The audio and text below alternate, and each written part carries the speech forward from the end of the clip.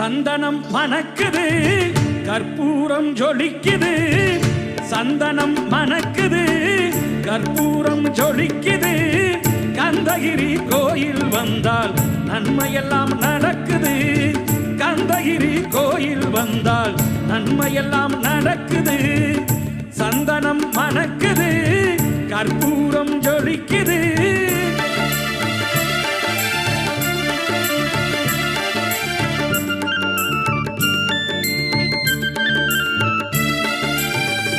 நித்தமும் பாலிலே நீராட்டுவோம் பச்சை